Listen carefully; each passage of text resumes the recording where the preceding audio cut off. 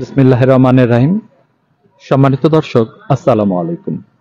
আজকে আমরা এসেছি নীলফামারী জেলার কচুকাটা হাই স্কুল সংলগ্ন কচুকাটা ইউনিয়নের আর মামুন নার্সারিতে। এই নার্সারিতে আপনারা দেশি বিদেশি সমস্ত চারা পাবেন। তাহলে চলুন আমরা এখন যাই মূল প্রতিবেদনে। আসসালামু আলাইকুম।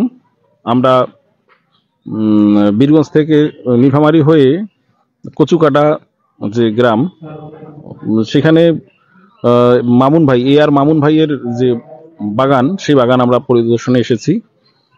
আমার পাশে যে ভাই আছে, ওনার নাম হচ্ছে আমার মামুন ভাই। মামুন ভাই, আপনার এখানে কোন কোন ভ্যারাইটির আপনার বিভিন্ন আমরা কিছু গাছ দেখলাম তো। আমরা যে এখানে যে দেখতে পাচ্ছি যে আপনি যে মালটাটা দেখাচ্ছেন, এই মালটাটা কোন জাতের মালটা? এটা হলো সাউথ আফ্রিকান ইয়েলো মালটা। আর এইরকম মালটা কমলার প্রায় আমার কাছে 93টা জাত আছে।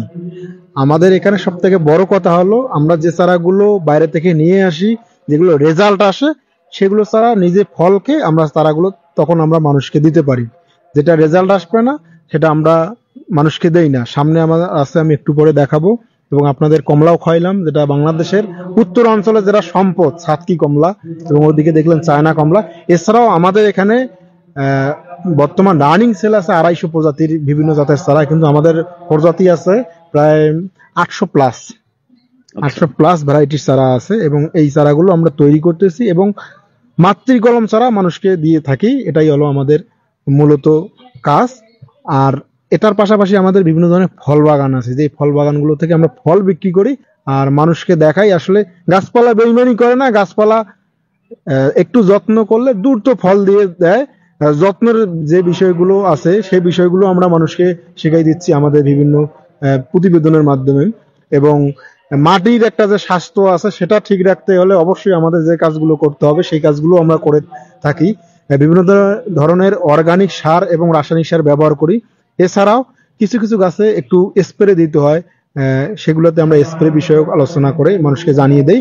মূলত আমাদের এই বিষয়গুলো আমরা মানুষকে ফুটিয়ে তুলতেছি, যেন মানুষ এই গাছ থেকে সহজে অনেক বেশি ফল নিতে পারে। কারণটা হলো পারিবারিক পুষ্টির চাহিদা মেটানোর জন্য নিরাপদ ফল খাওয়ার জন্য অবশ্যই আমাদের বিভিন্ন ধরনের ফল চারা বাড়িতে রোপণ করাটাই ভালো। আর তাছাড়া এবারেই আমাদের দেশের তাপমাত্রা প্রায় 40 ডিগ্রি ক্রস করে গেছে।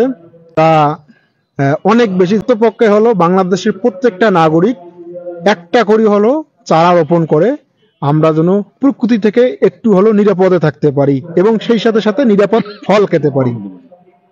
ধন্যবাদ। আমরা